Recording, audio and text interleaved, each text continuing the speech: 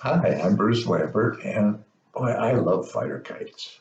I love flying them, competing with them, making them, designing them. It's it's really a fabulous pastime, hobby, activity, sport, whatever you want to call it. But what is a fighter kite? I mean, this is a diamond-shaped kite. This is a fighter kite, but this is a kite made by a friend of mine. This is rectangular. It's a fighter kite. And this kite, this is a square kite, and it's a fighter kite. So it's not the shape that makes it a fighter kite, not at all. And it's not the size. They can be any size.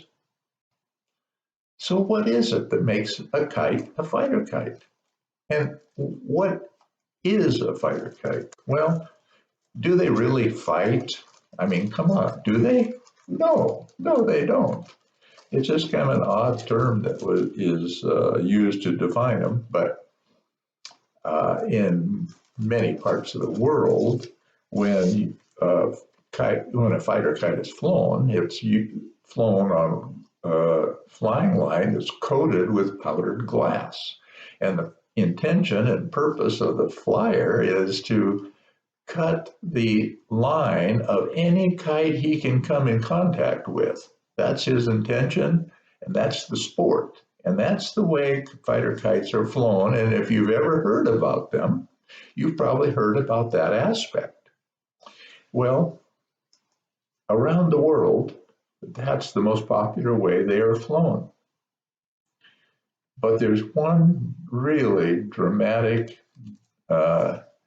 change in North America. We do not fly with glass coated line. That's just too dangerous. And so in North America, fighter kiting has evolved a little differently. And that's really what I am involved in, and I love it. And I hope that I can show you some things that will get you curious enough to try it yourself and add that amount of enjoyment to your life and expand your kiting experience as well. So, what makes a fighter kite a fighter kite? Well, a fighter kite is in a category of kites called single line. There's only one string, and yet it's extremely maneuverable, very controllable precisely, and it can do lots of different things in the air. And it is unusual in that way. Most kites that are able to do any maneuvering at all have to have multiple lines. They have to have 2 lines or 4 lines or some variation in order to control the kite, but not a fighter kite. The fighter kite is controlled by 1 line. So how does it do it? Well, I'll use this as an example.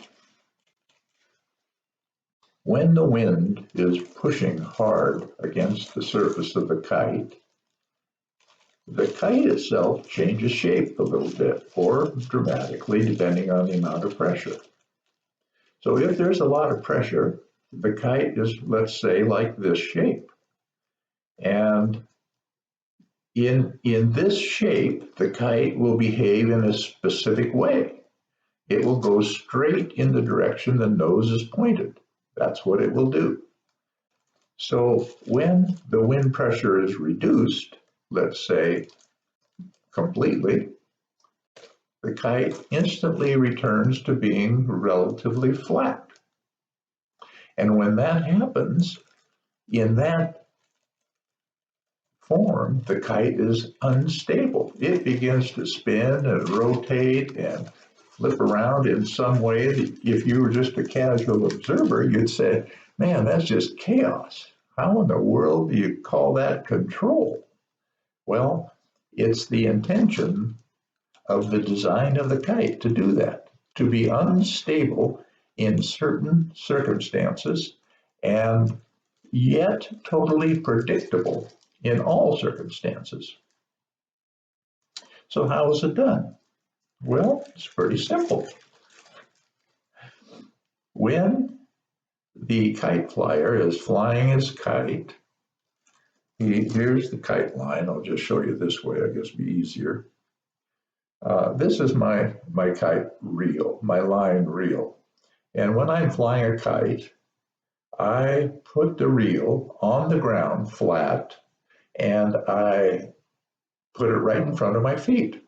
And when I'm flying, I don't move my feet much, but I do move my arms and my hands and the rest of my body quite a bit. But when a fighter kite is flown, the line, so maybe you can see it's pretty thin, the line is held in the hands, and the fingers are gripping it. The flyer's fingers are gripping the line. So when the kite has a lot of wind pressure on its surface, there's a lot of tension, and the flyer feels like the kite's pulling pretty hard against him or her. Well, when the flyer wants the kite to change direction or to change its behavior, it has to change the amount of tension in the flying line. So what do? Well, let's say that this is tension, and now I want it to be totally flat and be chaotic in its behavior. I simply release the tension by letting go of the flying line, essentially. I still hold it in my hand. It's still in my fingers, but I'll allow the kite, the wind pushing against the kite, to pull the flying line farther and farther away. So the kite's farther and farther away until I decide I want to change that, and then I grip it a little harder to apply more tension to the flying line and change the behavior of the kite. And it's that variation in tension of the flying line that the flyer has complete control of. And that's what allows a fighter kite to do all the maneuvers it can do just by changing the tension in the flying line from, a lot of tension to a little bit of tension to almost none to totally none. That's all it takes to control it. So the kite itself can be any shape. They're simple to make, really, very easy to make. And the reason we make them is because in North America, although fighter kiting for me is by far the most enjoyable and most exciting kite flying a person can do, it is not a very popular sport or activity. It's not very popular at all, and therefore there aren't commercial fighter kites readily available. Or if there are very, very few of them, and I'm not aware of any, but sometimes people make them and sell them on eBay and so on, and that's probably the only place you're going to find them. Well, if you can't buy one and you're curious and you want to try it, what do? Well, what I did is I started making them. And that's what most North American fighter kite flyers do. They make their own. Now, many of them, even if they were commercially available, would make their own anyway because they just enjoy the process of the creative outlet of making and designing and decorating a kite. Well, because the commercial availability is so minimal, or next to zero, the making of the kite becomes a big part of learning about North American style fighter kites. And if you want to have a plan to follow, to make one that you know that when you finish it, it'll actually work the way it's supposed to. There's many free plans that I have and other kite makers have online, and also YouTube videos on explaining the various details of the construction. Even though it's relatively simple and quite quick to build a fighter kite, it doesn't take any complicated tools or any complicated materials that are hard to acquire. All the materials are readily available online and inexpensive.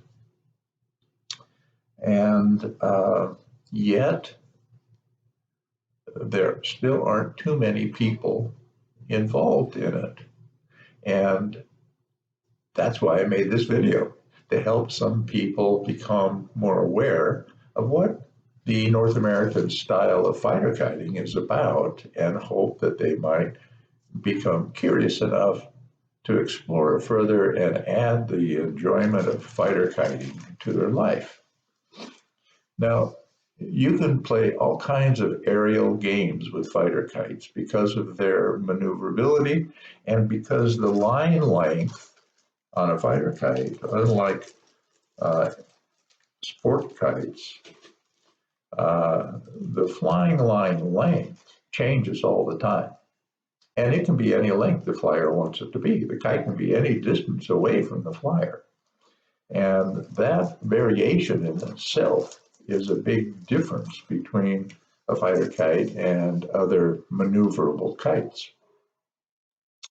And the games we play are aerial combat style games, and games that don't require any opponent in just being able to accomplish a certain task with the kite or the kite line.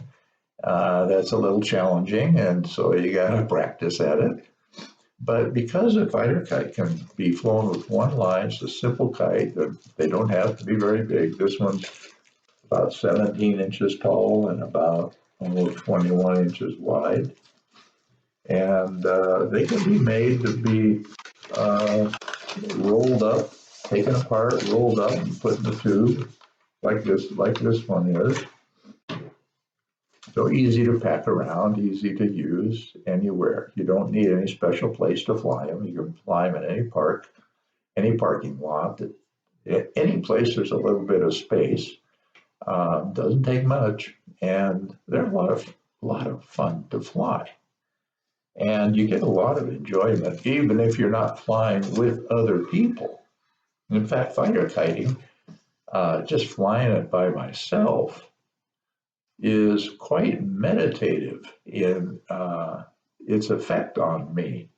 It's really a refreshing experience to fly it. And I hope that you find that it's interesting enough that you'll want to explore it a little bit and add it to your kiting experiences.